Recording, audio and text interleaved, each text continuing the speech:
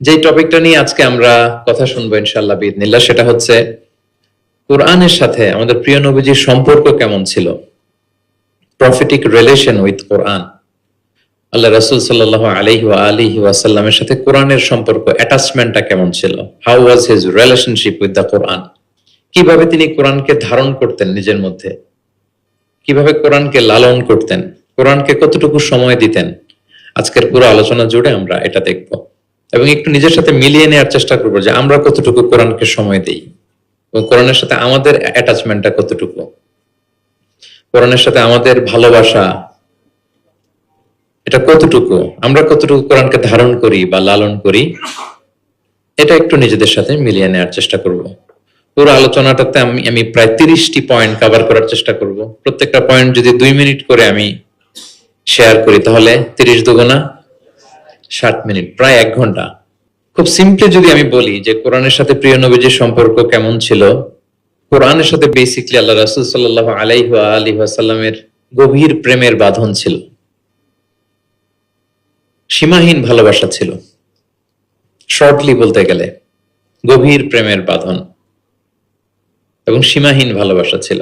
Because he was the living কোরআন, তিনি নিজেই ছিলেন জীবন্ত কোরআন। আম্মা জান আয়েশা রাদিয়াল্লাহু তাআলা আনহাকে যখন জিজ্ঞেস করা হতো আল্লাহ রাসূল সাল্লাল্লাহু আলাইহি ওয়াসাল্লাম ইন্তেকালের পরে, তাবিরা যখন জিজ্ঞেস করতেন যে কাইফা কানা খুলুকু রাসূলিল্লাহ, আম্মা জান আমাদের নবীর আচরণ কেমন ছিল, তো তখন আম্মা জান আয়েশা রাদিয়াল্লাহু তাআলা আনহা বলতেন কানা খুলুকুহু আল কোরআন, ওনার আচরণ ছিল কোরআনের আচরণ, কোরআনে জীবন ছিল ওনার। এবং ইনদামা রাসূলুল্লাহ ইয়ামশি আলাল আরদি কাআন্নাল কুরআনা ইয়ামশি আলাইহি, রাসূল সাল্লাল্লাহু আলাইহি ওয়াসাল্লাম যখন মদিনার রাস্তা দিয়ে হেঁটে যেতেন আম্মা জান আয়েশা বলতেন মনে হতো একটা জীবন্ত কোরআন হেঁটে যাচ্ছে, as if a living Quran is walking on the street of Medina। রাসূল সাল্লাল্লাহু আলাইহি ওয়াসাল্লাম মদিনার অলিতে গলিতে যখন হাঁটতেন দূর থেকে দেখে মনে হতো একটা লিভিং কোরআন হেঁটে যাচ্ছে। তার মানে পুরো কোরআনে 30 পারায় থিওরিটিক্যালি যা বলা আছে রাসূল সাল্লাল্লাহু আলাইহি ওয়াসাল্লামের জীবনে প্র্যাকটিক্যালি সেটা করে দেখানো আছে। এজন্য ওনাকে বলা হয় লিভিং কোরআন, তিনি হচ্ছেন জীবন্ত কোরআন।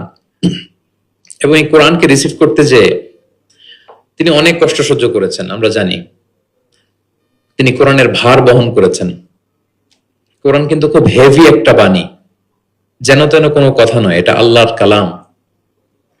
এজন্য আল্লাহ তাআলা বলছেন ইন্না সানুলকি আলাইকা কওলান সাকিলা, নবী হে আমি খুব ভারী হেভি ওয়েট বাণী আপনার কাছে নাজিল করতেছে। এটা সাধারণ বাণী না।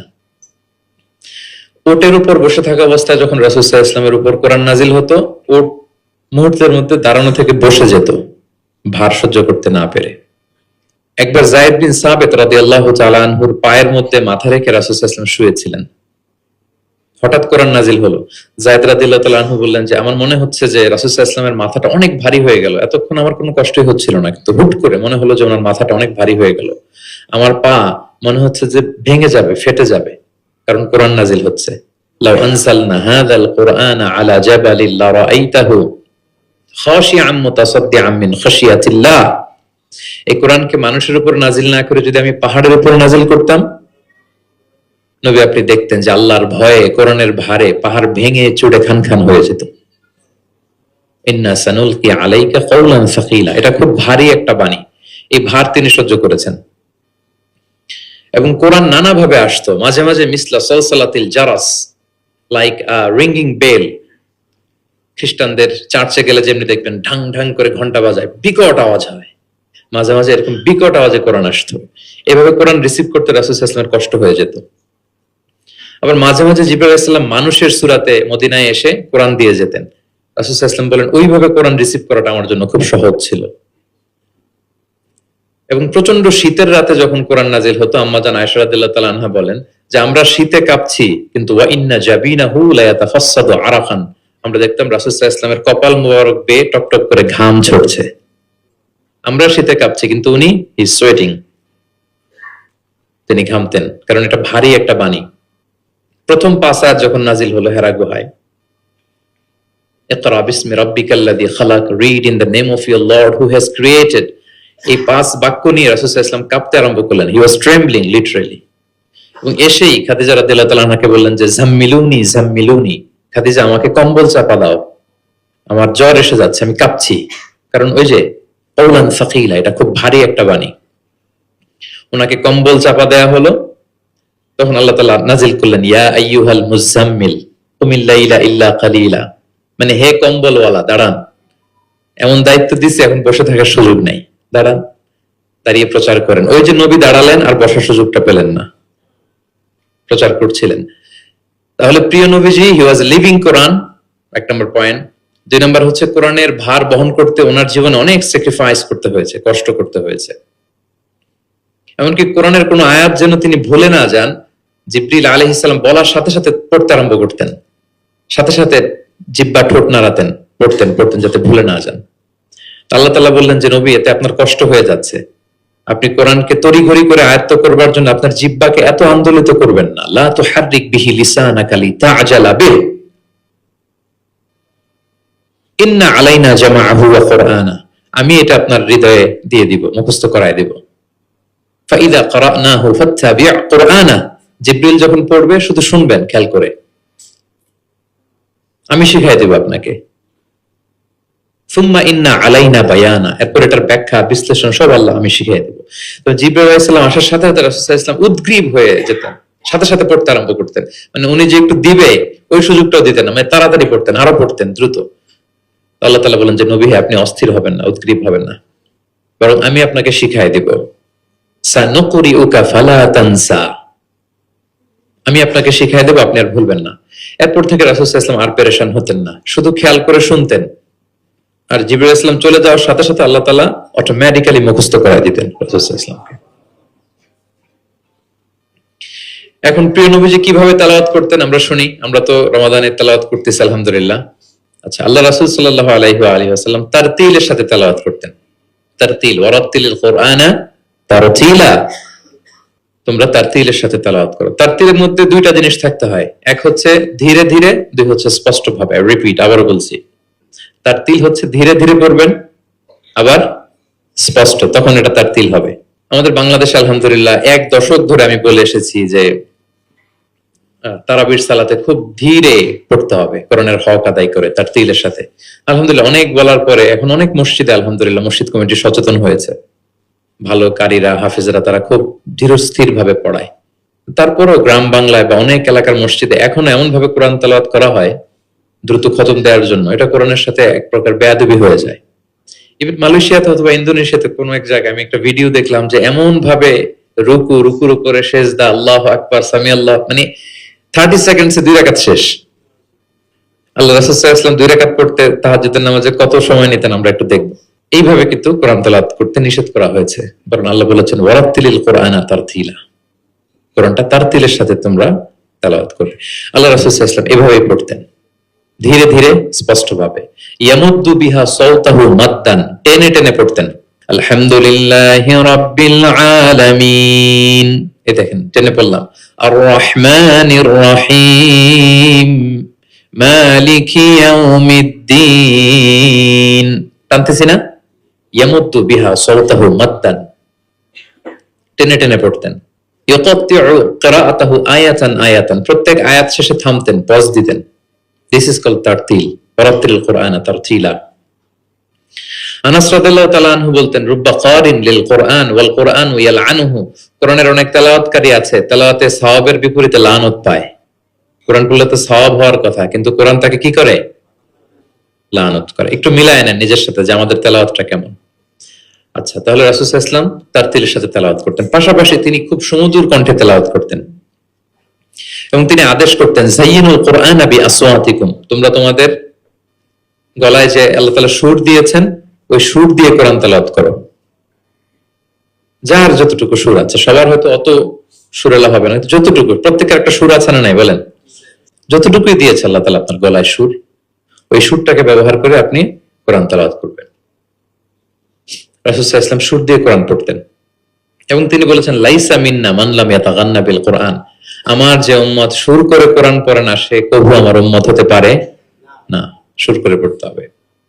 বারা ইবনে আযিব রাদিয়াল্লাহু তাআলা আনহু বলেন যে আমি একবার দেখলাম এশার নামাজের সময় ক্বারা রাসূলুল্লাহ ফিল ইশাই বিত্তিনি ওয়াজ যাইতুন, মানে ওয়াত্তিনি ওয়াজ যাইতুন ওয়া তুরি সিনিন, এই সূরাটা দিয়ে রাসূল সাল্লাল্লাহু আলাইহি ওয়াসাল্লাম দেখলাম একবার এশার নামাজের ইমামতি করতেছেন।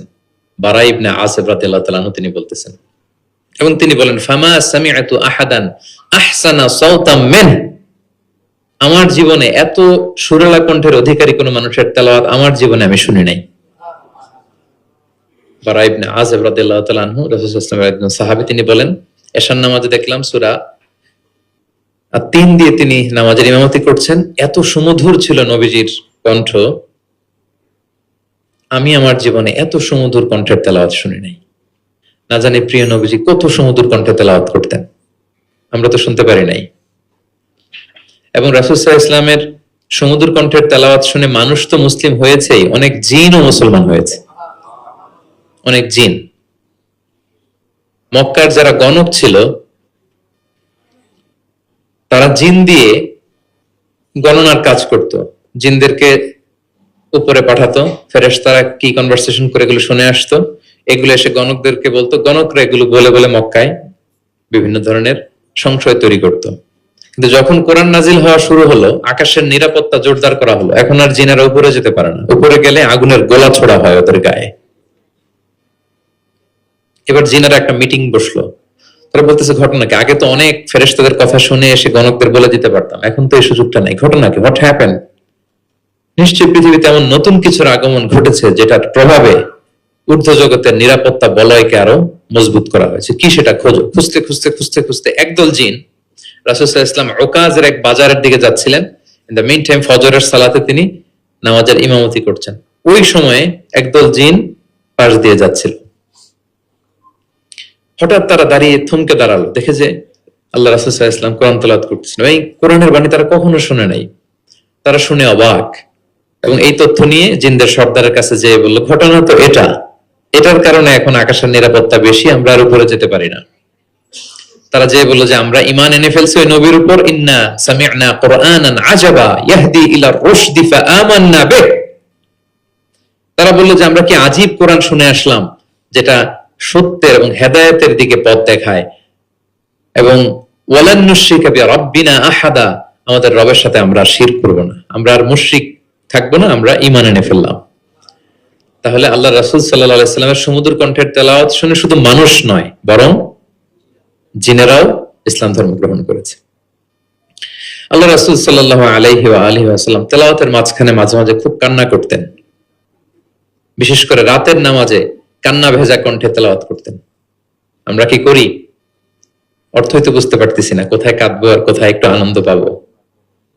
দেখবেন যে কাবা ঘরের ইমামরা যখন জান্নাতের আয়াত আসে, একটা ভিন্ন মাকামে পড়ে,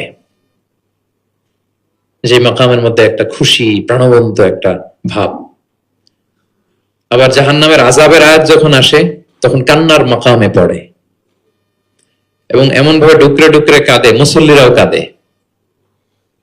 আল্লাহ রাসূল সাল্লাল্লাহু আলাইহি ওয়াসাল্লাম মাঝরাতে যখন কিয়ামুল লাইল, তাহাজ্জুদ এগুলো পড়তে দাঁড়াতেন, দীর্ঘ সময় কোরআন পড়তেন, এত দীর্ঘ সময় পা ফুলে যেত, হাত্তা তাতাফাত্তারা কাদামা, পা দুটো ফুলে মোটা হয়ে যেত, এরকম দীর্ঘ সময় দাঁড়িয়ে থাকতেন।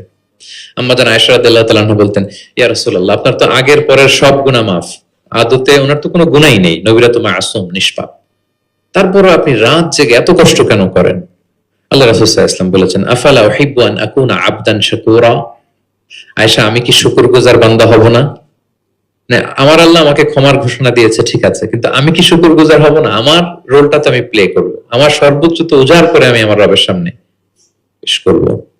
মাঝরাতে তিনি দীর্ঘ সময় দাঁড়িয়ে তেলাওয়াত করতেন, পা ফুলে যেত, মাঝে মাঝে একটি আয়াত পড়ে থামতেন, সে আয়াত নিয়ে ভাবতেন, কাঁদতেন, বারবার কাঁদতেন, পড়তেন, তার দাড়ি ভিজে যেত। প্রতিটি আয়াত তিনি অনুভব করতেন হৃদয় দিয়ে, তার হৃদয়কে নাড়া দিত। এভাবে তিনি তেলাওয়াত করতেন। এক সাহাবী বর্ণনা করেন, একবার আল্লাহ রাসূল সাল্লাল্লাহু আলাইহি ওয়াসাল্লামকে আমি রাতের সালাতে দেখলাম, এমন ভাবে তিনি কাঁদছেন, বলে জাউফিহি আযীরুন কাআযীরিল মিরজালি মিনাল বুকা, গরম পানি ফুটাতে দিলে ড্যাগের ভেতরে গরম পানির যেরকম টকবকে উতলে ওঠার একটা শব্দ, এরকম উতলে ডুকরে ডুকরে কান্নার একটা শব্দ আমি শুনতে পেলাম। এভাবে তিনি কাঁদছিলেন। যেদিন বদরের যুদ্ধ, তার আগের রাতে আলী রাদিয়াল্লাহু তাআলা আনহু বলেন, সেনাবাহিনীর ছাউনির মধ্যে সব সাহাবারা, 313 জন সাহাবা, সবাই রাতে ঘুমাচ্ছে, একটু এনার্জি নেওয়ার জন্য, সকালে যুদ্ধ শুরু হবে। কিন্তু আমি দেখলাম সবাইকে ঘুম পাড়িয়ে আল্লাহ রাসূল সাল্লাল্লাহু আলাইহি ওয়াসাল্লাম নামাজে দাঁড়িয়ে কাঁদছেন। সব সাহাবারা ঘুমিয়ে আছে, কিন্তু আমি খেয়াল করে দেখি যে রাসূল সাল্লাল্লাহু আলাইহি ওয়াসাল্লাম ঘুমান নেই। গাছের নিচে দাঁড়িয়ে তিনি সারা রাত ব্যাপী কান্না করছেন আর তেলাওয়াত করছেন। এভাবে তিনি কোরআনকে ফিল করতেন। আম্মা জান আয়েশা বলেন, রাতে এত কাঁদতেন মাঝে মাঝে তেলাওয়াত করতে করতে, হাত্তা বাল্লা হাজারা, জামা ভিজে যেত, হাত্তা বাল্লা লিহিয়াতা, দাড়ি ভিজে যেত, হাত্তা বাল্লাল আরদা, যেখানে সেজদা দিতেন জমিন ভিজিয়ে দিতেন কাঁদতে কাঁদতে। এবং রাতের সালাতে দীর্ঘ তেলাওয়াত করতেন। কিন্তু জামাতের নামাজ আবার অপেক্ষাকৃত সংক্ষিপ্ত করতেন, এটা সুন্নাহ। কারণ জামাতের নামাজ তো আর আমি একা পড়ছি না, আমার পেছনে অসুস্থ, বয়স্ক, সিনিয়র সিটিজেন, মুসাফির, ট্রাভেলার অনেকে থাকতে পারে।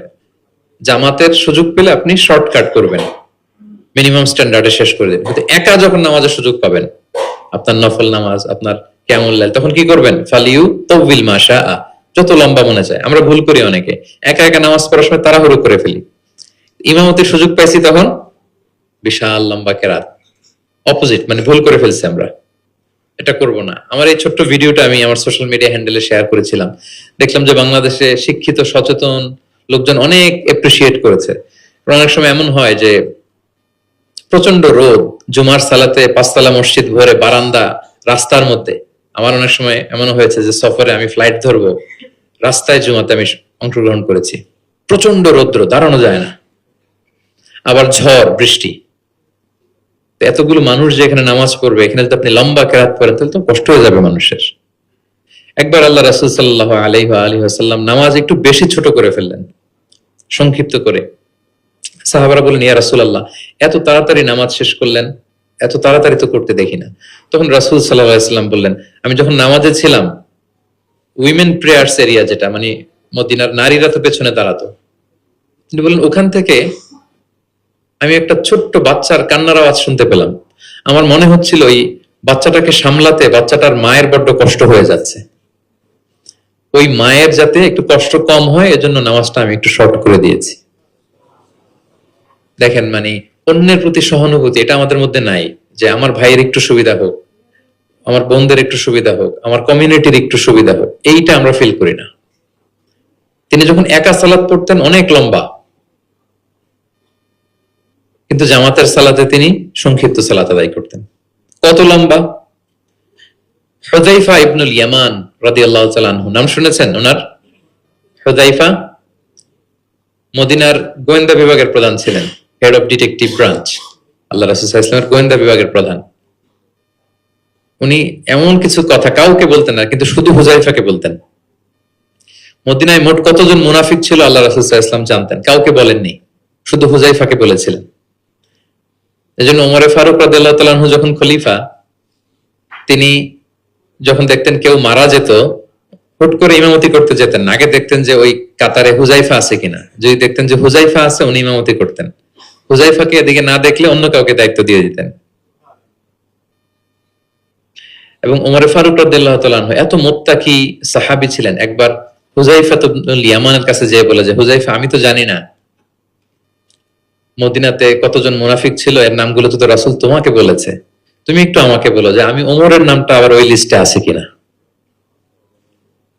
আমার ভয় হয় যে আমি আবার মুনাফিকদের ভেতরে ঢুকে গেলাম কিনা। হুযায়ফা ইবনুল ইয়ামান বললেন, আমিরুল মুমিনিন, আপনি কি বলেন? আল্লাহ রাসূল সাল্লাল্লাহু আলাইহি ওয়াসাল্লাম তো বলেছেন যে আপনি কোন রাস্তা দিয়ে যদি হাঁটেন, শয়তান যদি ওই রাস্তা দিয়ে আসে, আপনাকে দেখলে শয়তান ওই রাস্তা রেখে দিয়ে অন্য রাস্তা দিয়ে হাঁটে। কোশ্চিনকালেও মুনাফিকদের লিস্টে আপনার নাম থাকতে পারে না। তো এই হুযায়ফা ইবনুল ইয়ামান রাদিয়াল্লাহু তাআলা আনহু, উনি বললেন, একবার রাতে আমি আল্লাহ রাসূল সাল্লাল্লাহু আলাইহি ওয়াসাল্লামের সাথে কিয়ামুল লাইল, মানে তাহাজ্জুদের নামাজে শরীক হওয়ার সুযোগ পেয়েছিলাম। একা একা নামাজ তিনি পড়তেছিলেন, হুযায়ফা যে জয়েন করেছেন। তখন রাসূলুল্লাহ সাল্লাল্লাহু আলাইহি সাল্লাম সূরা বাকারা দিয়ে শুরু করলেন। কোন সূরা? বলেন, সবাই বলেন তো কোন সূরা? কোরআনের সবচাইতে দীর্ঘতম সূরা। আয়াত কত? 286, মানে অনেক বড় সূরা। তো উনি শরীক হলেন, শরীক হওয়ার পরে আল্লাহ রাসূল সাল্লাল্লাহু আলাইহি সাল্লাম সূরা বাকারা দিয়ে শুরু করলেন। তো উনি ভাবলেন মনে হয় 100 আয়াত যাওয়ার পরে রাসূল সাল্লাল্লাহু আলাইহি সাল্লাম রুকুতে যাবেন। কত আয়াত যাওয়ার পরে? 100 আয়াত গেল, যায় না রুকুতে। 200 আয়াত গেল, তাও যায় না রুকুতে। 286 আয়াত শেষ, মানে সূরা বাকারাই, তাও রুকুতে যায় না। এরপরে রাসূল সাল্লাল্লাহু আলাইহি ওয়াসাল্লাম সূরা আলী ইমরান শুরু করেছেন, ওইটাও শেষ। এরপর রাসূল সাল্লাল্লাহু আলাইহি ওয়াসাল্লাম সূরা নিসা শুরু করেছেন। Could you imagine that? আপনি চিন্তা করতে পারেন? তার মানে এক এক রাকাতে উনি 2 থেকে 3 ঘন্টা, মাঝে মাঝে এমন হয়েছে 2 রাকাতে সারা রাত শেষ কভার করে দিয়েছেন। এবং হুযায়ফা বলেন, আমার কাছে মনে হলো যতক্ষণ তিনি দাঁড়িয়ে তেলাওয়াত করছিলেন ঠিক ততক্ষণ আবার রুকুতে ছিলেন, যতক্ষণ রুকুতে ছিলেন ঠিক ততক্ষণ আবার সিজদায় লুটিয়েছিলেন। 2 রাকাতে পুরো রাত তিনি শেষ করে দিয়েছেন। তাহলে রাতের সালাতে তিনি দীর্ঘ তেলাওয়াত করতেন। সব সময় তিনি তেলাওয়াত মুখর সময় কাটাতেন, দাঁড়িয়ে, বসে, শুয়ে, হাঁটা অবস্থায়, আরোহী অবস্থায়, সব সময়। অজু থাকা অবস্থায়, অজু না থাকা অবস্থায়। অজু চলে গেলেই রাসূল সাল্লাল্লাহু আলাইহি ওয়াসাল্লাম সাথে সাথে অজু করে ফেলতেন, কিন্তু অজু নেই ওই অবস্থায় তিনি কোরআন তেলাওয়াত করেছেন। ইবনুল কাইয়িম আল জাওজিয়া যাতুল মাআদ ফি হাদি খায়রিল ইবাদ, একটা বিখ্যাত সিরাত গ্রন্থে তিনি বলেন, লাম ইয়াকুন ইয়ামনাহু মিন কিরাআতিহি ইল্লাল জানাবা। গোসল ফরজ হয় যেই পরিস্থিতিতে, ওই পরিস্থিতি ছাড়া কোনো কিছু রাসূল সাল্লাল্লাহু আলাইহি ওয়াসাল্লামকে কোরআন তেলাওয়াত থেকে বিরত রাখতে পারত না। মানে গোসল ফরজ হয় কোন কারণে আপনারা তো জানেন। এরকম পরিস্থিতি হলে তিনি শুধু তেলাওয়াত করতেন না। এছাড়া দাঁড়িয়ে, বসে, হাঁটছেন, আরোহণ করেছেন, অজু আছে কিংবা অজু নেই, সবসময় তিনি কোরআন তেলাওয়াত করতেন।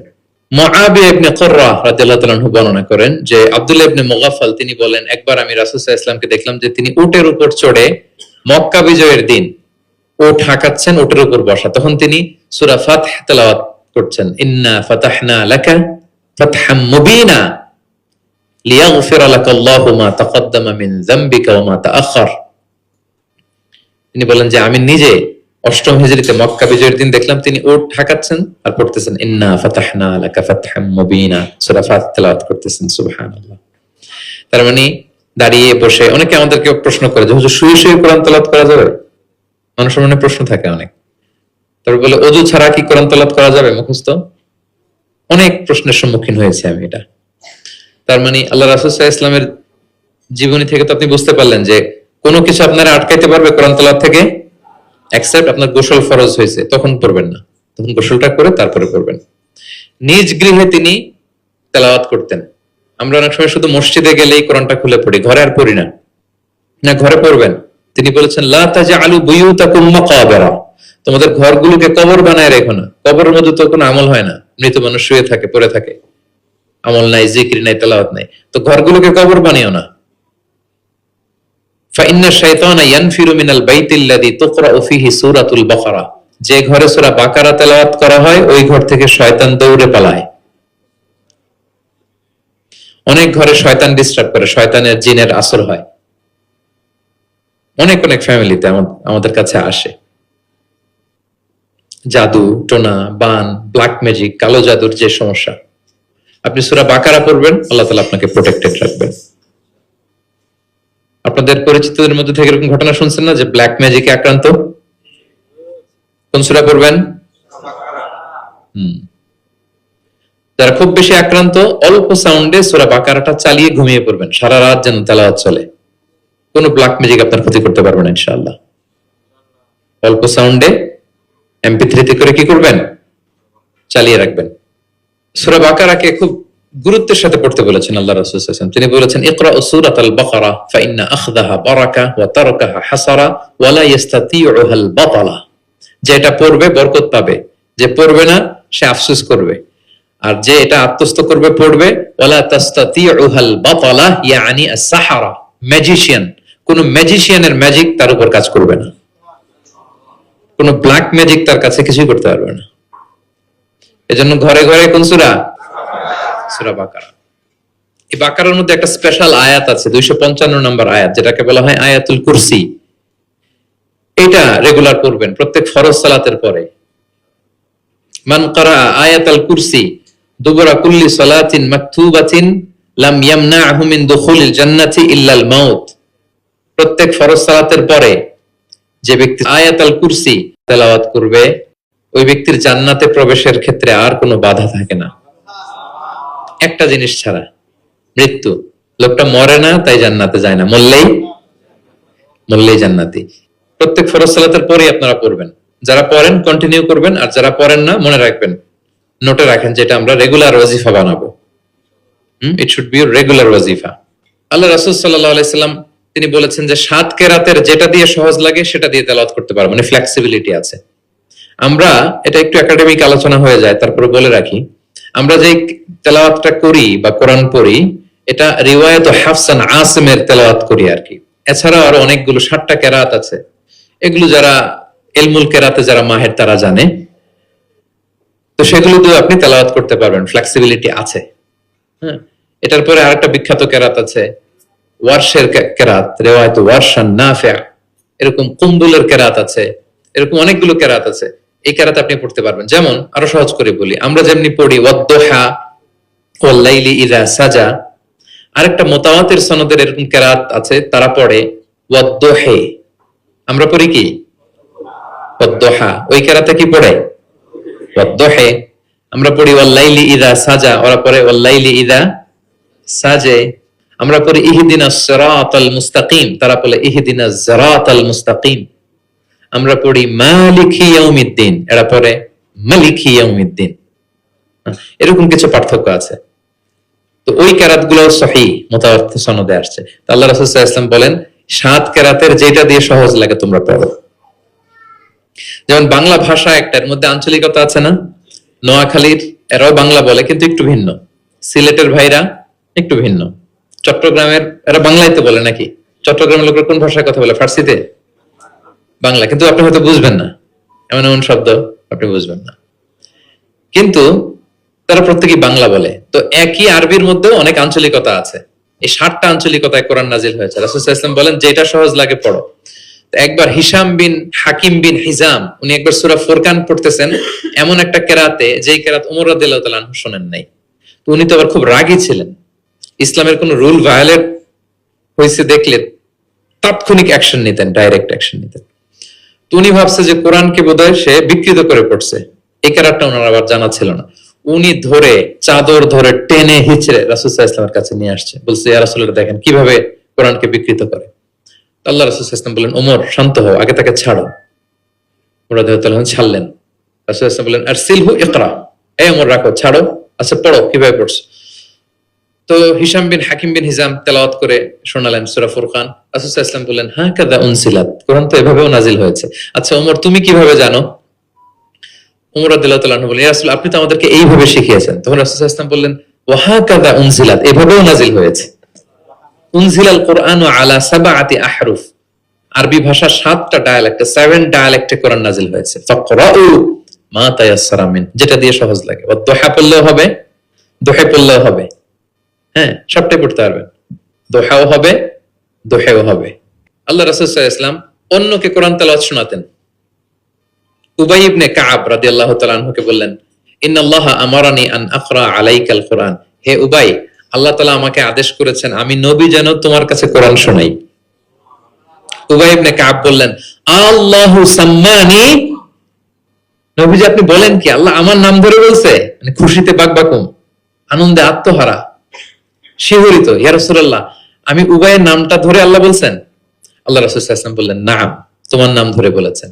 আল্লাহ তাআলা আমাকে বলেছেন আমি যেন সূরা বাইকিনা লাম ইয়াকুনিল্লাযীনা কাফারু, এই সূরাটা যেন আমি তোমার সামনে শোনাই। ফাদারাফাত আইনাহু, তিনি কাঁদতে আরম্ভ করলেন শুনে। কারণ ওনার নাম ধরে যদি আল্লাহ তাআলা বলেন, এটা ওনার জন্য কত বড় প্রেস্টিজিয়াস এবং সৌভাগ্যের একটা ব্যাপার। তাহলে অন্যকে কোরআন শোনাতেন। আচ্ছা, আবার আল্লাহ রাসূল সাল্লাল্লাহু আলাইহি ওয়াসাল্লাম মাঝে মাঝে অন্যদের থেকে শুনতেন, অন্যের কণ্ঠে কোরআন শোনারও একটা আনন্দ আছে, কি বলেন? ইবনে মাসউদ রাদিয়াল্লাহু তাআলা আনহুকে একবার বললেন ইকরা, ইবনে মাসউদ একটু কোরআন তেলাওয়াত করো তো। তো তিনি বললেন আকরা ওয়া আলাইকা উনজিল, হে নবী আপনার সামনে দাঁড়িয়ে আমি এত বড় স্পর্ধা আমি তেলাওয়াত করব, আপনার উপর আকাশ থেকে কোরআন নাজিল হয়। আল্লাহ রাসূল সাল্লাল্লাহু আলাইহি ওয়াসাল্লাম বললেন ইন্নী উহিব্বু আন আসমাআহু মিন গায়রি, আমি তোমাদেরকে শোনাতে যেমনি পছন্দ করি তোমাদের থেকে শুনতেও পছন্দ করি। তিনি সূরা নিসা তেলাওয়াত করে শোনালেন। কেন শুনলেন? আব্দুল্লাহ ইবনে মাসউদ থেকে, কারণ আল্লাহ রাসূল সাল্লাল্লাহু আলাইহি ওয়াসাল্লাম টার্গেট করেছিলেন যে আব্দুল্লাহ ইবনে মাসউদ এই উম্মার কোরআনের টিচার হবে। কি হবে? মানে যার যেদিকে মেধা আল্লাহ রাসূল সাল্লাল্লাহু আলাইহি ওয়াসাল্লাম ওই প্রতিভা ওইদিকে কাজে লাগাতেন। যার যেদিকে মেধা, এই যে বললাম হুজাইফা ইবনুল ইয়ামান গোয়েন্দা বিভাগের প্রধান, কেন জানেন? তার এই দিকে আগ্রহ বেশি। মুআয ইবনে জাবাল, উনি মদিনা রাষ্ট্রের সিনিয়র আমলা ছিলেন, প্রশাসনিক কাজ ভালো বুঝতেন। হাসান বিন সাবেত লেখালেখি জানতেন, ওনাকে জাতীয় কবি ঘোষণা দিয়েছেন যে তুমি ন্যাশনাল পয়েন্ট, যাও কবিতা লিখো। একবার মক্কা থেকে তিনি ফিরতেছেন, নামাজ হবে, এক সাহাবী আজান দিচ্ছেন, তো কিছু মুশরিক ছেলে এখনো মুসলিম হয় নাই, ওরা আজানকে ব্যঙ্গ করতেছে। মুখ ভেঙানো বোঝেন না, মানে যেটা বলে ওইটাই ব্যঙ্গ করে করে বলতেছে। তো দেখেন রাসূল সাল্লাল্লাহু আলাইহি ওয়াসাল্লাম রেগে যাওয়ার কথা ছিল না, আজান দিচ্ছে আমার সাহাবী আর মুশরিক ছেলেগুলো তাকে ব্যঙ্গ করতেছে। উনি রেগে না যেয়ে দেখলেন যে মুশরিক ছেলেগুলোর মধ্যে একটা ছেলের কণ্ঠ তো খুব চমৎকার, ওকে ডাকলেন, ডেকে ওর মাথার চুলের ঝুঁটে বেঁধে ধরলেন, বলেন এই একটু আগে কি বলতেছিলে, জোরে বলতো, মানে আরো জোরে বলো। এবার সে বলতে আরম্ভ করতেছে, কিন্তু আশহাদু আন্না মুহাম্মাদুর রাসূলুল্লাহ এটা আর বলে না, এটা বললে তো শাহাদাত দেয়া মুসলিম হয়ে যায়। রাসূল সাল্লাল্লাহু আলাইহি ওয়াসাল্লাম ধমক দিয়ে বললেন, এই বলো, এটাও বলো। তখন সে এটাও বলছে, মাথার চুলের ঝুঁটি ধরে বলছে। বলার পরে রাসূল সাল্লাল্লাহু আলাইহি ওয়াসাল্লাম তার জন্য দোয়া করলেন, ওই দোয়ার বরকতে সে কালিমা পড়ে মুসলমান হয়ে গেল। এবার আল্লাহ রাসূল সাল্লাল্লাহু আলাইহি ওয়াসাল্লাম বললেন, তোমার কণ্ঠ যেহেতু সুন্দর, তোমাকে আমি মক্কার মসজিদের মুয়াজ্জিন বানাই দিলাম, তুমি যে আজান দিবা। দেখেন কেমন একটা ঘটনাকে কিভাবে টুইস্ট করে অন্যদিকে নিয়ে গেলেন। রেগে যাওয়ার কথা ছিল, কিন্তু দেখলেন যে প্রতিভা আছে তো এর মধ্যে, এত উঁচু গলা, একে মুয়াজ্জিন বানানো যায়। তিনি হয়ে গেলেন বাইতুল্লাহর মুয়াজ্জিন। এবং ওই যে মুশরিক থাকা অবস্থায় ওনার মাথার চুলের ঝুঁটি ধরে রাসূল সাল্লাল্লাহু আলাইহি ওয়াসাল্লাম বলছেন, এই আজান দাও। ওই যে রাসূল সাল্লাল্লাহু আলাইহি ওয়াসাল্লামের বরকতের হাত মাথার চুলে লেগেছিল, উনি মৃত্যুর আগ পর্যন্ত ওই চুলগুলো আর কাটেন নাই কোনোদিন। উনি এদিকে চুল কাটতেন, এদিকে কাটতেন, এদিকে কাটতেন, সামনের চুল কাটতেন না। যখন জিজ্ঞেস করা হতো আপনি এরকম হেয়ার কাট কেন আপনার, বলতেছে আমি মুশরিক অবস্থায় আমার প্রিয় নবীজি আমার মাথার চুলের ঝুঁটি ধরে আমাকে আজানের তালিম দিয়েছিলেন, ওনার বরকতময় হাতের ছোঁয়া আমার এই চুলে লেগেছে, আমি চাই এই চুলগুলো সাথে নিয়ে আমি কবরে যাব। এবং ওই চুলগুলোর সাথেই ওনাকে কবর দেয়া হয়েছে। ওই চুলগুলোকে উনি পেঁচিয়ে একটা পাগড়ির মতো করে, বড় হয়ে গেছে তো অনেক, এটা পেঁচিয়ে পাগড়ির মতো করতেন, এরপরে উনি টারবান পড়তেন, পাগড়ি পড়তেন। তাহলে প্রিয় ভাইরা, আব্দুল্লাহ ইবনে মাসউদ রাদিয়াল্লাহু তাআলা আনহুকে রাসূল সাল্লাল্লাহু আলাইহি ওয়াসাল্লাম টার্গেট করেছিলেন যে উনি এই উম্মতের কোরআনের টিচার হবে। কি হবে? এজন্য বলেন পড়ো তো ইবনে মাসউদ, তিনি পড়ে শোনালেন। এবং তিনি বলেছেন, মান আহাব্বা আইয়াকরা আল কোরআনা গাদ্দান কামা উনজিল ফালইয়াকরাহু আলা কিরাআতি ইবনে উম্মি আবদ। জিবরিল যেভাবে কোরআন নাজিল করেছে হুবহু এইভাবে কোরআন যে শিখতে চায়, সেজন্য ইবনে মাসউদের কাছে কোরআন শেখে। সাহাবারা ইবনে মাসউদ রাদিয়াল্লাহু তাআলা আনহুর কাছে এভাবে কোরআন শিখতেন। তাহলে দেখেন, কোরআন অন্যকে শোনাতেন, অন্যদের থেকে শুনতেন, এবং কোরআন যারা শিখে এবং শেখায় তাদেরকে তিনি শ্রেষ্ঠ বলে ঘোষণা দিয়েছেন, খায়রুকুম মান তাআল্লামাল কুরআনা ওয়া আল্লামাহ। যে কোরআন শেখে এবং শেখায় সে তোমাদের মাঝে শ্রেষ্ঠ। আপনি যদি শিখেন, লজ্জার কিছু নাই যে বয়স আমার 40 হয়ে গেছে, 50 হয়ে গেছে, আমি তো পারি না। না, এটা আপনার জন্য সৌভাগ্যের। It's a blessing, you are lucky, it's an honour. আল্লাহ যে সুযোগ দিয়েছেন আপনি শিখবেন, কোরআন শোনাবেন। আপনি যদি শোনান আপনি শ্রেষ্ঠ, যিনি আপনাকে শোনায় সেও শ্রেষ্ঠ। মানে এমন এক মেকানিজম, কোরআন শিখলেও সে শ্রেষ্ঠ, আবার যে শেখায় সেও শ্রেষ্ঠ। আমরা এই অ্যাক্টিভিটিজ এর সাথে যেন জড়িত থাকি। এবং কারো সুন্দর কণ্ঠ দেখলে আল্লাহ রাসূল সাল্লাল্লাহু আলাইহি ওয়াসাল্লাম প্রশংসা করতেন। আবু মুসা আল আশআরী রাদিয়াল্লাহু তাআলা আনহু একবার মসজিদে নববীতে তেলাওয়াত করতেছিলেন, আল্লাহ রাসূল সাল্লাল্লাহু আলাইহি ওয়াসাল্লাম পাশ দিয়ে যাচ্ছেন। আরেক বর্ণনা আছে ওনার ঘরে তেলাওয়াত করতেছিলেন, উনি রাতে ওনার বাসার পাশ দিয়ে যাচ্ছেন। হঠাৎ কান লাগিয়ে শুনলেন এত সুন্দর গলা, তিনি বুঝতে পারলেন এটা আমার আবু মুসা আল আশআরীর কণ্ঠ। তো সকালবেলা ফজরের পরে আবু মুসাকে ডেকে বললেন, আবু মুসা, লাকাদ উতিতা মিজমারান মিন মাযহামিরি আলি দাউদ। দাউদ নবীর গলায় আল্লাহ যে সুরের ঝংকার দিয়েছেন, এই উম্মতের মধ্যে তোমার গলায় আল্লাহ সেই সুরের লোহরি ঢেলে দিয়েছেন। আবু মুসা বলে, ইয়া রাসূলুল্লাহ, আমি তো কখনো আপনার সামনে তেলাওয়াত করিনি, আপনি কি করে বুঝলেন? তো রাসূল সাল্লাল্লাহু আলাইহি ওয়াসাল্লাম বলেন, গত রাতে তোমার ঘরের পাশ দিয়ে যাচ্ছি, তোমার তেলাওয়াত শুনে আমি থমকে দাঁড়িয়েছি, যতক্ষণ পড়েছো আমি শুনেছি। আবু মুসা আল আশআরী তো অবাক হলেন, বলেন, ইয়া রাসূলুল্লাহ, আপনি দাঁড়িয়ে আমার তেলাওয়াত শুনেছেন, এটা যদি জানতাম আমি যে আরো কত সুর করে পড়তাম, আমি যে আরো কত সুর দিয়ে পড়তাম, ফজর পর্যন্ত পড়তাম। দাউদ আলাইহিস সালাম নবীদের মধ্যে সবচেয়ে সুরেলা গলার নবী ছিলেন। ওনার উপরে জাবুর কিতাব নাজিল হয়েছিল। আকাবা একটা উপসাগর আছে জর্ডানে, আমি এবার জর্ডান ভিজিটে দেখে এসেছি। আকাবা উপসাগরের তীরে বসে তিনি যখন জাবুর তেলাওয়াত করতেন, আকাবা উপসাগরের মাছগুলো সব চলে আসতো তেলাওয়াত শুনতে, এত সুর ছিল ওনার গলায়। তো নবী আলাইহিস সালাম বলেন যে দাউদ নবীর গলায় যে সুর দিছে, আমার সাহাবীদের মধ্যে আল্লাহ তোমার গলায় সেই সুর ঢুকাই দিছে। সুবহানাল্লাহ বিহামদি। তো নবী যদি প্রশংসা করে একজন সাহাবীর তেলাওয়াতের, ওনার কেমন লাগবে বলেন তো? হ্যাঁ, ভালো লাগবে। তিনি তেলাওয়াতের প্রশংসা করতেন এভাবে। তিনি রমাদানে সবচেয়ে বেশি তেলাওয়াত করতেন, যে সময়টা আমরা কাটাচ্ছি। আমরা কোন মাস কাটাচ্ছি এখন?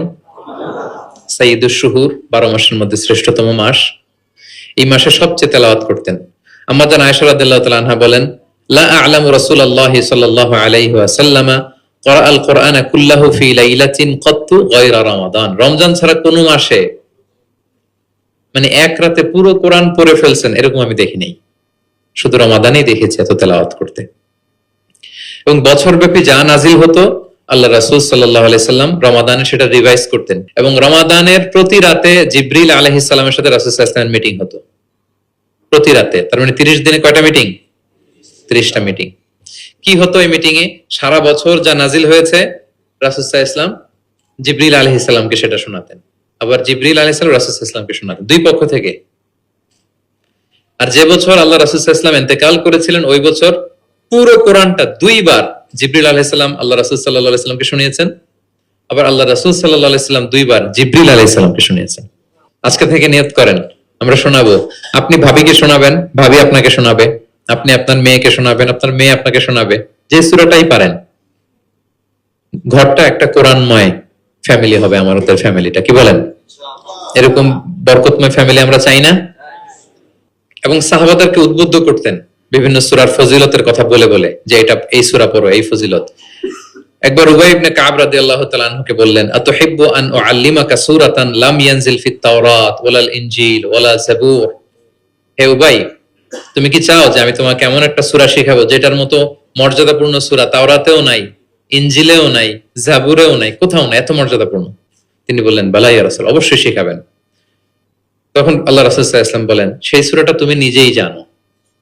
সেটা কি? সেটা হচ্ছে কাইফা তাকরাউ ফিস সালাহ, তুমি নামাজে কোন সূরা পড়ো, মানে কোন সূরা ছাড়া নামাজ হয় না, বলেন তো? সূরা ফাতিহা। আল্লাহ রাসূল সাল্লাল্লাহু আলাইহি ওয়াসাল্লাম বললেন, এই সূরা ফাতিহা এটা যেন তেন কোনো সূরা নয়, এর মতো মর্যাদাপূর্ণ সূরা তাওরাত, জাবুর, ইনজিল কোথাও আসেনি। ইন্নাহা লাহিয়া সাবউল মাসানি ওয়াল কুরআনুল আযীম। এটা নিত্য পাঠনীয় সপ্ত বাক্য। সূরা ফাতিহায় মোট কয়টা বাক্য?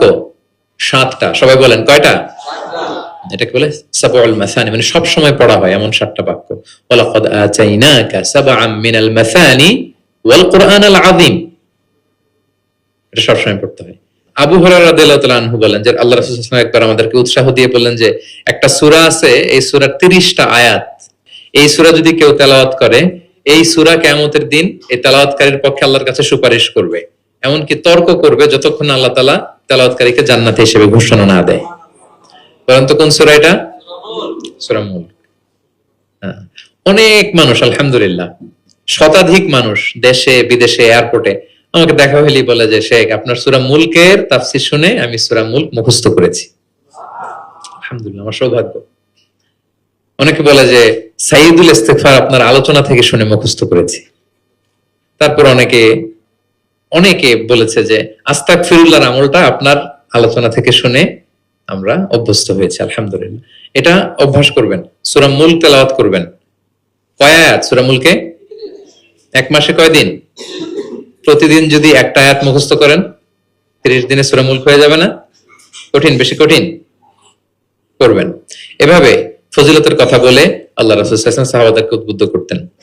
গত বছর আমার একটা বই এসেছে, কোরআনের উপর এক নজরে কোরআন, নাম শুনেছেন না আপনারা? সবগুলো সূরার ফজিলত আমরা ওখানে নিয়ে এসেছি। 114 সূরার ফজিলতকে আপনি পাবেন, এবং পড়লে আপনার আরো বেশি মন চাইবে সূরাটার তাফসীর জানতে, অর্থ জানতে, মুখস্থ করতে। এই সূরার ফজিলত কি, সূরার মূল আলোচনা কি, এই সূরা নাজিলের প্রেক্ষাপট কি, এর মধ্যে লেসন কি, মেজর থিম কি, আমি যেভাবে তাফসীর করে আপনাদেরকে শোনাই ওইভাবেই সহজ করে করে প্রত্যেকটা সূরা 5 থেকে 6 পৃষ্ঠায় কভার, যত বড় সূরা হোক একেবারে সামারি নিয়ে এসেছি, যাদের সংগ্রহে আছে রমাদানে পড়বেন, খুব সহজ মনে হবে। যে সূরাটার অনুবাদ করতে মনে চায় আগে এক নজরে কোরআন থেকে একবার রিভাইজ দিয়ে নেবেন, অনুবাদটা সহজ মনে হবে। যে সূরাটার তাফসীর জানতে মনে চায় আগে এক নজরে কোরআন থেকে একবার পড়ে নেবেন, একেবারে ক্রিস্টাল ক্লিয়ার, সহজ হয়ে যাবে। দাজ্জালের ফিতনা থেকে বাঁচতে আল্লাহ রাসূল সাল্লাল্লাহু আলাইহি সাল্লাম সূরা কাহাফের প্রথম 10 আয়াত মুখস্থ করতে বলেছেন। আল্লাহ রাসূল সাল্লাল্লাহু আলাইহি সাল্লাম ইরশাদ করেন, মান হাফিযা 10 আয়াতিন মিন আউয়ালি সূরাতিল কাহফি উসিমা মিন ফিতনাতিদ দাজ্জাল। যে সূরা কাহাফের প্রথম 10 আয়াত মুখস্থ করবে সে দাজ্জালের ফিতনা থেকে মুক্ত থাকবে ইনশাআল্লাহ। মুখস্থ করবেন সূরা কাহাফের প্রথম কয় আয়াত? 10 আয়াত। আল্লাহ রাসূল সাল্লাল্লাহু আলাইহি সাল্লাম কোরআনের ব্যাখ্যা করতেন, নিজেই কোরআনের ব্যাখ্যা করতেন, কারণ তার উপরই তো কোরআন নাজিল হয়েছে, তিনি সবচেয়ে বড় মুফাসসির। আল্লাহ রাসূল সাল্লাল্লাহু আলাইহি সাল্লামের চেয়ে বেশি কোরআনের ব্যাখ্যা আর কি কেউ জানে? ব্যাখ্যা করতেন। একবার তিনি আল্লাযীনা আমানু ওয়া লাম ইয়ালবিসু ঈমানাহুম বিযুলমিন উলাইকা লাহুমুল আমনু ওয়া হুম মুহতাদুন, আর ঈমানের সাথে জুলুমকে মেশায়নি, তাদের জন্য আছে নিরাপত্তা এবং হেদায়েত। সাহাবারা অবাক হলেন, যে ইয়া রাসূলুল্লাহ, আমাদের মধ্যে এরকম কে আছে যে ঈমানের সাথে জুলুম মিশায় নাই, মানে ঈমান আনার পরে কোনো পাপ করি নাই, কম বেশি পাপ তো আমাদের হয়েছে, জুলুম তো হয়েছে, তাহলে আমরা কি নিরাপত্তা হেদায়েত পাবো না? তো রাসূল সাল্লাল্লাহু আলাইহি ওয়াসাল্লাম বললেন যে এই জুলুম দ্বারা ওই জুলুম উদ্দেশ্য না, এই জুলুম দ্বারা উদ্দেশ্য হচ্ছে শিরক। এই জুলুম দ্বারা উদ্দেশ্য কি? এই যে ব্যাখ্যা করে দিচ্ছেন, সাহাবীদের ভুল ধারণা ভাঙায় দিচ্ছেন। তিনি বলতেছেন, তোমরা কি লোকমান আলাইহিস সালামের ওই নসিহত পড়ো নাই যে লা তুশরিক বিল্লাহ ইন্না শিরকা লা যুলমুন আযীম? ওনার ছেলেকে বলতেছেন যে বাবা শিরক করো না, শিরক সবচেয়ে বড় জুলুম। শিরক সবচেয়ে বড় কি? কারণ এই জুলুমটা মানুষ কার উপর করে? আল্লাহর উপর করে। তাহলে জুলুম মানে হচ্ছে এই আয়াতের মধ্যে শিরক। তাহলে স্বয়ং রাসূলুল্লাহ সাল্লাল্লাহু আলাইহি ওয়াসাল্লাম নিজে ব্যাখ্যা করে দিয়েছেন, সাহাবারা ওনারা ক্লিয়ার হয়ে গেলেন। কোরআনে যারা অধিক পারদর্শী তাদেরকে রাসূল সাল্লাল্লাহু আলাইহি ওয়াসাল্লাম প্রায়োরিটি দিতেন। কি দিতেন? প্রায়োরিটি। আল্লাহ রাসূল সাল্লাল্লাহু আলাইহি ওয়াসাল্লাম বলেছেন, ইয়া উম্মুল কওমা আখরাউহুম লিকিতাবিল্লাহ। একসাথে ধরেন যে অনেকে হয়েছেন, তো ইমামতি করবে কে? আমরা 5 ভাই একসাথে হইছি, নামাজের সময় হইছে, ইমামতি কে করবে? হ্যাঁ, যে কোরআন ভালো জানে। আখরাউহুম লিকিতাবিল্লাহ, আল্লাহর কিতাব যে বেশি জানে, বেশি ব্যাখ্যা জানে, বেশি মুখস্থ সে। আচ্ছা, ওয়া ইন কানাত কিরাআতুহুম সাওয়া, যদি তাদের সবার কেরাত সমান হয় তখন রাসূল সাল্লাল্লাহু আলাইহি ওয়াসাল্লাম বলেন ফাইয়া উম্মুহুম আকদামুহুম হিজরাতান, তাহলে যে আগে হিজরত করছে সে, মানে তখন আগে হিজরত, যে আগে হিজরত করেছে তাদের মর্যাদা বেশি ছিল। ফা ইন কানু ফিল হিজরাতি সাওয়া, হিজরতেও যদি সমান হয়, ধরেন যে 5 জন একসাথে হিজরত করছিল, এই 5 জন মিলে এখন নামাজ পড়বে, তো এখন কে? আল্লাহ রাসূল সাল্লাল্লাহু আলাইহি ওয়াসাল্লাম বললেন ফাইয়া উম্মুহুম আকবারুহুম সিন্নান, যার বয়স বেশি সে, যে সিনিয়র সে ইমামতি করবে। তাহলে সবচেয়ে বেশি অগ্রাধিকার কাকে দিলেন? যে কোরআন বেশি জানে। এবং তিনি দোয়া করতেন, আল্লাহ কোরআনকে আমার হৃদয়ের বসন্ত বানিয়ে দেন, আল্লাহ আমার অন্তরের জ্যোতি বানিয়ে দেন, আল্লাহ আমার কষ্ট দূরের কারণ বানিয়ে দেন। এই দোয়াটা মালয়েশিয়াতে তো কুনুতের মধ্যে সবসময় পরে দেখি আমরা, আল্লাহুম্মা জাআলিল কুরআন আল আযীমা রাবিআ কুলুবিনা ওয়া নূরা সুদুরিনা ওয়া জালাআ আহজানিনা ওয়া যাহাবা হুমুমিনা ওয়া গুমুমিনা। শুনছেন না আপনারা? রাসূল সাল্লাল্লাহু আলাইহি ওয়াসাল্লাম যেই ভাষায় বলেছেন সেটা হচ্ছে তাজআলুল কুরআন রাবিআ কলবি, আল্লাহ এই কোরআনকে আপনি আমার অন্তরের বসন্ত বানান, প্রশান্তি বানান। নূরা সাদরি, আমার অন্তরের বুকের আলো বানান, হৃদয়ের আলো। আমার দুঃখের অপসারণকারী বানান, আমার দুশ্চিন্তা দূরকারী বানান। এই দোয়াটা আপনারা করবেন। আল্লাহ রাসূল সাল্লাল্লাহু আলাইহি ওয়াসাল্লাম শেষ বয়সে ওনার চেহারায় কিছুটা বার্ধক্যের ছাপ চলে এসেছিল। আবু বকর রাদিয়াল্লাহু তাআলা আনহু একবার জিজ্ঞেস করছিলেন যে ইয়া রাসূলুল্লাহ কদ শিবতা, আপনার চেহারায় কেমন যেন বার্ধক্যের ছাপ চলে আসছে। আল্লাহ রাসূল সাল্লাল্লাহু আলাইহি ওয়াসাল্লামের দাড়ি এবং চুল মিলে সব মিলে 20টার বেশি চুল পাকে নাই। এক বর্ণনায় এসেছে 17টা, আরেক বর্ণনায় 18টা। মুহাদ্দিসিন একরাম বলেছেন যে এত অল্প কিছু চুল দাড়ি পেকেছিল যে গুনা যেত, গুণে দেখা গেছে 17, 18, সবশেষে যখন বেড়েছে হয়তো 20। যেন মুহাদ্দিসিন একরাম একমত যে ওনার 20টার বেশি চুল দাড়ি পাকে নাই। কোথায় বেশি পাকছে? এদিকে, এদিকে কয়েকটা পাকছে, নিম দাড়ির এখানে কয়েকটা পাকছে, হাদিসে আছে। তা আবু বকর রাদিয়াল্লাহু তাআলা বলেন ইয়া রাসূলুল্লাহ কদ শিবতা, আপনার চেহারায় কেমন যেন বার্ধক্যের ছাপ। তখন আল্লাহ রাসূল সাল্লাল্লাহু আলাইহি ওয়াসাল্লাম বললেন শাইয়াবাতনি হুদ ওয়াল ওয়াকিআ ওয়াল মুরসালাত ওয়া আম্মা ইয়াতাসাআলুন ওয়া ইযা শামসু কুবিরাত। আবু বকর বলো না আর, এই 5টা সূরা আমাকে বার্ধক্যে উপনীত করে দিয়েছে। কারণ এই 5টা সূরার ভিতরে কিয়ামতের বিভীষিকার বর্ণনা এমন ভাবে আল্লাহ তুলে ধরেছেন, আল্লাহ রাসূল সাল্লাল্লাহু আলাইহি ওয়াসাল্লাম এত উদ্বিগ্ন থাকতেন উম্মতকে নিয়ে, নিজের জন্য না, আমাদের জন্য, যে হায় রে কিয়ামতের এই বিভীষিকাময় মুহূর্তে আমার গুনাহগার উম্মতের কি হবে, ওই কঠিন পরিস্থিতিতে আমার উম্মতের কি হবে। এটা যখন ভাবতেন, এই 5টা সূরা পড়তেন, কিয়ামতের বিভীষিকাময় এই পরিস্থিতি, দৃশ্যায়নের চিন্তা, মানসপটে কল্পনাপটে চিন্তা করতে করতে ওনার মধ্যে বার্ধক্যের ছাপ চলে আসছে কোরআন পড়তে পড়তে, উম্মতের চিন্তায়। সব নবীকে আল্লাহ তাআলা একটা স্পেশাল দোয়া করার সুযোগ দিয়েছিলেন, আর সব নবীরা ওই দোয়া দুনিয়াতেই করেছে, একমাত্র আমাদের প্রিয় নবীজি ছাড়া। সব নবী ওই দোয়া খাটায় ফেলছে দুনিয়াতে, আল্লাহ রাসূল সাল্লাল্লাহু আলাইহি ওয়াসাল্লাম ওই দোয়া করেন নাই। তিনি বলেন, ওয়া ইন্নী আখতাবিউ দাওয়াতি শাফাআতান লি উম্মতি ইয়াউমাল কিয়ামা, আমার ওই দোয়াটা, স্পেশাল দোয়াটা যেটা করলে আল্লাহ কবুল করবে, ওই দোয়াটা আমি কিয়ামতের দিন আমার গুনাহগার উম্মতের জন্য রেখে দিয়েছি।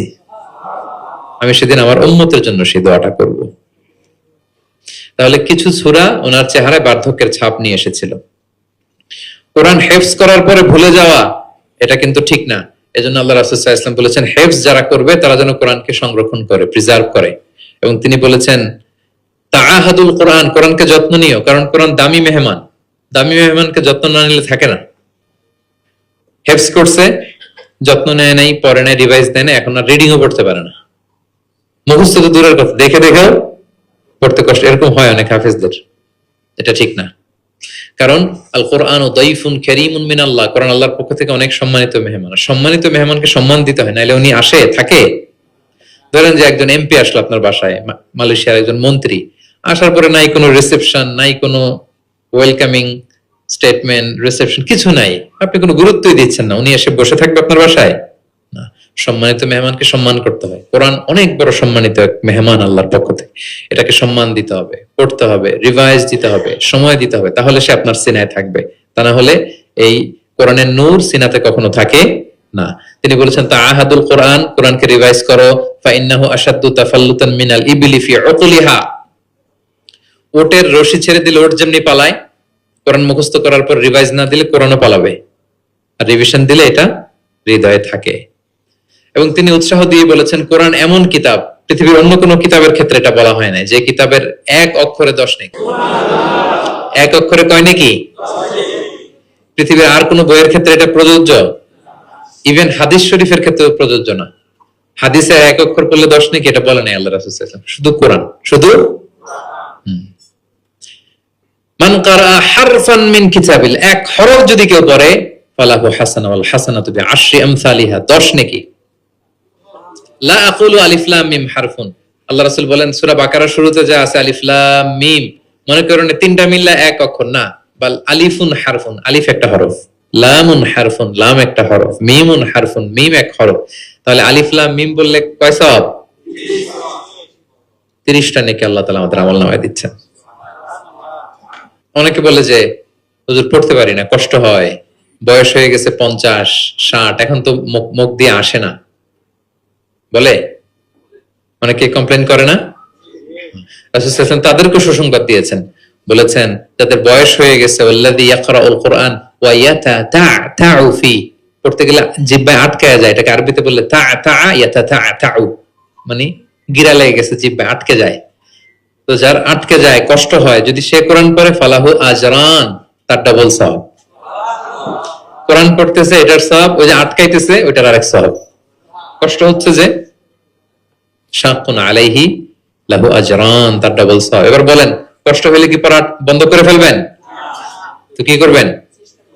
আরো চেষ্টা করবো, আরো পড়বো, কারণ প্রতিনিয়ত আল্লাহ তাআলা আমার আমলনামা ভারী করছেন। এবং এই যে কোরআনের মজলিসে হাজির হলে, আল্লাহ রাসূল সাল্লাল্লাহু আলাইহি ওয়াসাল্লাম উৎসাহিত করেছেন যে কোরআনের মজলিসে হাজির হলে কি হয়, ইয়াতলুনা কিতাবাল্লাহ, যেখানে কোরআনের আলোচনা হয়, ওয়া ইয়াতাদারাসুনা বাইনাহুম ইল্লা নাযালাত আলাইহিমুস সাকিনা, প্রশান্তি নেমে আসে, আসমানি প্রশান্তি। আপনি প্রশান্তি ফিল করতেছেন সাকিনা হৃদয়ে? এই যে আজকের এই প্রোগ্রামে আপনি যেটা ফিল করতেছেন, পৃথিবীর কোন গেট টুগেদার, কোন ফাংশন, কোন প্রোগ্রামে কি এই প্রশান্তি আপনি পান? পাইলে বলেন, পাবেন? কোরআনের যে মাজলিস, ওটাতে বসলে একটা আলাদা আসমানি প্রশান্তি। হাফাতহুমুল মালাইকা, ফেরেশতারা ঘিরে রাখে এই প্রোগ্রাম। কি করে? আজকে আপনাদের সিকিউরিটি দিতেছে কারা? পুলিশ, বিশেষ ফোর্স, কারা? ফেরেশতারা, মালাইকাতুল্লাহ। ওয়া যাকারাহুমুল্লাহু ফীমান ইনদাহ, এবং আল্লাহ তাআলা ফেরেশতাদের সামনে গর্ব করে বলে, দেখো আমার বান্দারা আমাকে দেখে নাই, জান্নাত দেখে নাই, জাহান্নাম দেখে নাই, কোরআন পড়ে বিশ্বাস করেই আজকে চলে আসছে, গর্ব করে বলতে থাকে। তখন আল্লাহ বলে যে এই বান্দারা কি চায়, আজকে যা চাবে তাই দিয়ে দেব। যেন ইফতারের পূর্ব মুহূর্তে দোয়া কবুলের একটা মাহেন্দ্রক্ষণ, আমরা যেন এই সময়টাকে কাজে লাগাই, আমরা আল্লাহর কাছে দোয়া করব। আর এত এত ফজিলতের পরেও যারা কোরআন পড়ে নাই তাদের নসিবে কি থাকবে বলেন? আল্লাহ রাসূল সাল্লাল্লাহু আলাইহি ওয়াসাল্লাম তাদের বিরুদ্ধে স্বয়ং মামলা দায়ের করবেন, যার সুপারিশ ছাড়া আমরা জান্নাতের চেহারা দেখব না। ওই নবী তার বিরুদ্ধে দাঁড়াবে। ওয়াকাল রাসূল ইয়া রাব ইন্না কওমি ইত্তাখাযু হাযাল কুরআনা মাহজুরা। তিনি কিয়ামতের দিন বলবে, আল্লাহ আমার এই উম্মত কোরআনকে পরিত্যক্ত করেছে, ইগনোর করেছে, বর্জন করেছে, পড়ে নাই। বছরের পর বছর গেছে, কোরআনটা হাতে নেয় নাই, কোরআনের একটা পাতা খুলে দেখে নাই। একের পর এক রমাদান সে পেয়েছে, কোরআনকে কোনোদিন সে তেলাওয়াত করে নাই, পাঠ করে নাই। আচ্ছা বলেন, যেই নবীর সুপারিশ ছাড়া আমরা জান্নাতে যাওয়া কল্পনাও করতে পারি না, ওই নবী যদি আপনার বিরুদ্ধে মামলা দায়ের করে, তাহলে তো জান্নাত ফকফকা একেবারে, নাকি? জান্নাতের রাস্তা ক্লিয়ার না? ইম্পসিবল, অসম্ভব। খবরদার প্রিয় ভাইয়ারা, একটু রিভাইজ করেন কোরআনের সাথে আমাদের সম্পর্ক কেমন, প্রিয় নবীজির সম্পর্ক কেমন তো আমরা শুনলাম। আমরা একটু দেখি যে আসলে আমাদের সম্পর্ক কেমন। আমরা নিজেরা শোনাই কিনা অন্যকে, অন্য থেকে শুনি কিনা, রাত্রিবেলা তেলাওয়াত করার সময় কান্না করি কিনা, চেষ্টা করি কিনা, অর্থ পড়ি কিনা, তাফসির পড়ি কিনা, কোরআন অনুযায়ী জীবনটা গড়ি কিনা, আমল করি কিনা, একটু নিজের সাথে নিজে বোঝাপড়া করেন। তাহলে আল্লাহ রাসূল সাল্লাল্লাহু আলাইহি ওয়া আলিহি ওয়াসাল্লাম যেভাবে কোরআনের সাথে নিজের সম্পর্ক করেছেন, আমরা ওইভাবে নিজেদের সাথে কোরআনের সম্পর্ক করতে চাই। কি বলেন? চাই কি চাই না? এই রমাদানে আমাদের সময়গুলো কোরআনময় হোক, আমরা চাই। ধীরস্থির ভাবে পড়বেন। আজকে তো আমরা বললাম কিভাবে পড়বেন, 4G গতিতে নাকি 5G স্পিডে, তার তেলের সাথে স্পষ্ট ভাবে ধীরে ধীরে। অনেকে কোরআনের খতম তুলতে যায় কোরআনের খতম দেয়া ফেলায়, লানত করবে কোরআন তাদের প্রতি। এটা করবেন না আমার প্রিয় ভাই, ধীরস্থির ভাবে তেলাওয়াত করুন, কোরআনের বঙ্গানুবাদ পড়ুন। এক নজরে কোরআন, এটা আমরা তৈরি করেছি, এরকম বই বাংলা ভাষায় হয় নাই। বাংলায় মাশাআল্লাহ অনেক অনুবাদ হয়েছে আলহামদুলিল্লাহ, অনেক বাংলায় তাফসির হয়েছে আলহামদুলিল্লাহ, কিন্তু কোরআনের সার নির্যাস আসে নাই। ইংরেজিতে আমি পেয়েছি, আরবিতে কিছু বই পেয়েছি, কিন্তু বাংলায় হয় নাই। অনেক সাধনার ফসল এটা। হাতে নিলে বুঝতে পারবেন যে কি শ্রম দেয়া হয়েছে এটাতে, সহজ করে আপনাকে বুঝায় দেওয়া হবে, সেটা পড়বেন। এবং যে সূরাগুলোকে আল্লাহ রাসূল সাল্লাল্লাহু আলাইহি ওয়াসাল্লাম বিশেষভাবে তেলাওয়াত করতে বলেছেন, তেলাওয়াত করবেন। সূরা কাহাফ জুমাবারে তেলাওয়াত করবেন, করেন তো? কোন সূরা? সূরা কাহাফ। ফজরের পরে সূরা ইয়াসিন, ফজরের পরে মাগরিবের পরে ওয়াকিয়া পড়বেন, মাগরিবের পরে এশার পরে সূরা মুলক, এশার পরে রাতে ঘুমোতে যাওয়ার আগে সূরা বাকারার শেষ 2 আয়াত, আমানা রাসূল, করেন। মান ক্বারা আয়াতাইন মিন আখিরি সূরাতিল বাকারাতি ফি লাইলাতিন কাফাতা। আল্লাহ নবী বলেন, যে ব্যক্তি রাতে ঘুমোতে যাওয়ার আগে সূরা বাকারার শেষ 2 আয়াত পড়ে ঘুমাতে যায়, ওই রাতের সেফটি, সিকিউরিটি, প্রোটেকশনের জন্য এই আয়াত দুইটাই যথেষ্ট হয়ে যায়। সূরা বাকারার শেষ 2 আয়াত পড়বেন, 3 কুল পড়বেন, 3 কুল, কুল আস-সালাসা, 3 কুল, কুল হুয়াল্লাহু আহাদ, কুল আউযু বিরাব্বিল ফালাক, কুল আউযু বিরাব্বিন নাস, 3 কুল পড়বেন।